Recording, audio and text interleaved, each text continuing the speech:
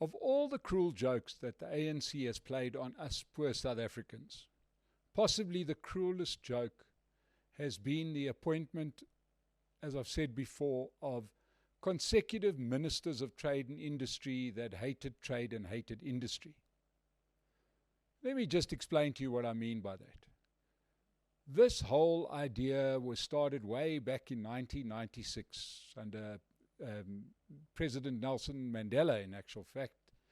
And that was when they appointed that well-known devout communist leather elbow patch wearing communist by the name of Alec Erwin was named Minister of Trade and Industry. This guy was so bad that even the ANC had to move him out of that position because he was so bad. They moved him to public enterprises, where he then oversaw the downfall of Eskom, and famously said when load shedding started that it wasn't because Eskom didn't have enough power, but because disgruntled workers had thrown bolts into the machinery. Right? So we're really talking about somebody who was at the cutting edge of business. Not to be outdone, Jacob Zuma found somebody equally bad, Rob Davies, yet another ex-trade unionist, somebody who had never studied economics or run a business. He was suddenly our Minister of Trade and Industry. And he stayed as our industry, as our country got deindustrialized with one bad economic policy after another. The guy was, once again, a devout communist, hated trade, hated industry, hated private enterprise, but this is the person that we had in charge. Luckily, the end of the Zuma era was also the end of Rob Davies. In comes President Cyril Ramaphosa, and he says, Jacob, hold my beer. I've got someone even better. And that was a gentleman by the name of Ibrahim Patel. This guy was a real piece of work. Hates business, hates trade, hates industry, a complete and utter communist and trade unionist. He ran trade and industry. And needless to say, by this point, our trade and industry was, going straight downhill. And then COVID struck. And boy, was our Minister Patel off to the races. You may recall that it was his idea to manage the economy. So what did he do? He decided what food you could and couldn't buy. For some reason, he had a real problem with cooked chickens. Banned the sale of cooked chickens. Apparently that was going to kill you. He also then got really prescriptive over what retailers could sell. For some reason, he took aim at clothing. He seemed to have a real problem with open-toed shoes. Clearly the guy knew a lot about fashion. But he literally produced a list of clothing that clothing retailers could and couldn't sell. I mean, really, this was the Soviet Republic of South Africa. For a brief moment, we celebrated the end of Ibrahim Patel. And along comes our current Minister of Trade and Industry, a chap by the name of Parks Tau. Now, if Parks Tau is familiar to you, let me tell you about his wonderful history. He was mayor of Johannesburg. He was the guy who lost Johannesburg for the ANC because he ran the place so poorly. But not to be outdone, in the ANC you can never do a bad enough job. So he was a complete flop as a mayor. He oversaw a 13% drop in support from 58% down to 45% in the city of Johannesburg in the local government elections of 2019. Worked himself out of a job, one would have thought. But this being the ANC, what did they do? They promoted him, of course. So he became the MEC for Economic Development of Gauteng. What happened while he was in this role? Well, he was the guy that managed to give a 10 million rand grant to his wife for running a fund that was managed by those other people that you may have heard, and perhaps at the Zondo Commission, Regiment's Capital. So we're not just talking about somebody who's bad at his job. We talk about somebody that's got that whiff, that beautiful whiff that we have in South Africa of corruption. Parks Tower. If that wasn't enough, because now he's done a bad job at city level, he's done a bad job at province level, so they send him to Parliament, where he was the deputy minister of something. But as they do in the ANC, they put him in one of the most vital positions as Minister of Trade and Industry. And initially he looked quite energetic, looked quite young compared to some of those people that would make me even feel young. But soon enough, Parks Tower has settled into a rhythm. And his great idea for creating unemployment, fixing up economic growth in South Africa, is to take profits away from successful businesses and establishing a 100 billion rand economic transformation fund. Now, South Africa, let me remind you, already has the Industrial Development Corporation. We've got the National Empowerment Fund. All of these places have got lots of money to help businessmen. But no. Parks Tower has established a transformation fund which sits with him inside government.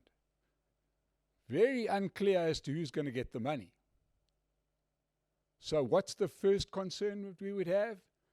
Whole lot of money going out of the productive side of the economy, being housed inside this department that hasn't really covered itself in glory.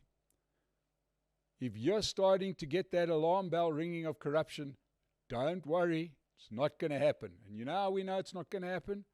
Is because our Deputy President, Paul Mashatile, has said, we will ensure that there's no corruption. Right? Now, you may have heard those kind of words before. Perhaps COVID-19 rings a bell, where we were guaranteed there would be no corruption with the COVID relief money either.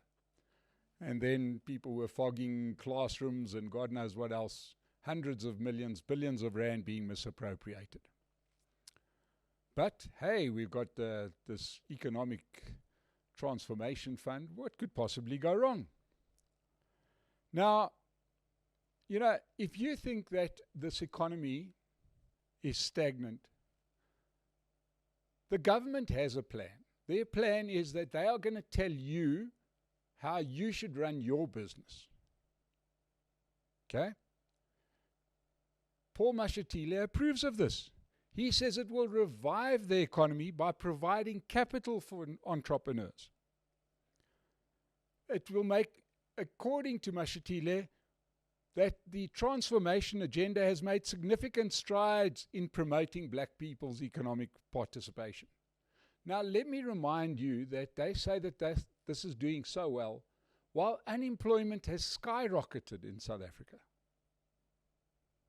It has gone from under 15% in 2008 to nearly 50% now, 50% now, right?